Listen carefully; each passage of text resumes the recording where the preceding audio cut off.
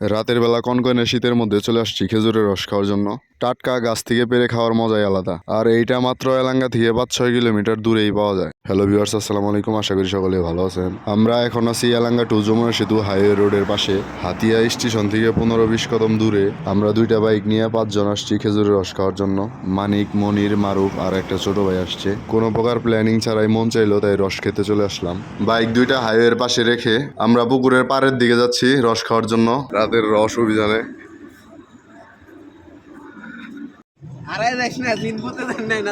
বাদুর যেন না বসতে পারে তার জন্য ওনারা নেট দিয়ে দিছে। দেখতো কোনটায় কেমন পড়ছে। নেট ব্যবহার করে ওনারা খুবই ভালো কাজ করছে। ক্ষতিকর পোকামাকড় বা বাদুর বসতে পারবে না, এই বিষয়টা আমার কাছে ভালো লাগছে।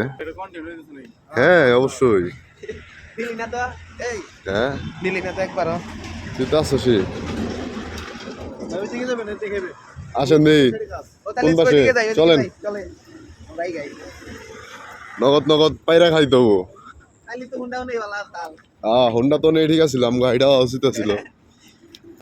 বিশ্ব রোডের পাশে ওই যে আমাদের হোন্ডা রেখে আসছি। আপনারাও যে কোনো সময় এখানে আসলে রস খাইতে পারবেন। এই গাছগুলা থেকে প্রতিবারই রস বের করা হয়। আমরা প্রতিবারই আসি, এক এক সময় এক এক লোকজন থাকে।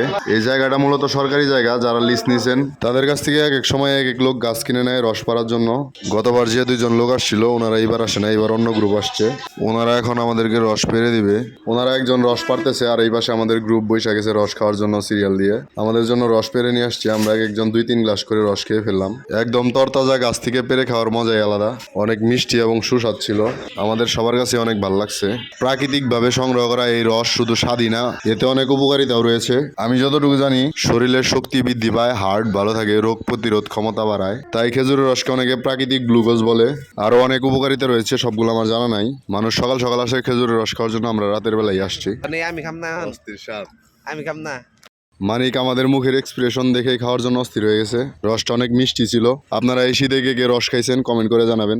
আর যদি না খেয়ে থাকেন, খাওয়ার ইচ্ছা থাকে, তাহলে এখানে যায় খেয়ে আসতে পারেন। এলাঙ্গার আশেপাশে থাকলে শীতের সিজনে যে কোনো সময় গেলে খেয়ে আসতে পারবেন। সকালের দিকে বা রাতের বেলায়। সকালে গেলে হয়তো বা মনের ভিতরে সন্দেহ থাকতে পারে কিছু মিশাইছে কিনা, কিন্তু রাতের বেলায় গেলে আপনারা পেরেই খেয়ে আসতে পারবেন। এই ভিডিওটি 10-15 দিন আগের করা, ব্যস্ততার কারণে আপলোড করা হয়নি। আমাদের রস খাওয়া শেষ, আমরা এখন চলে যাব।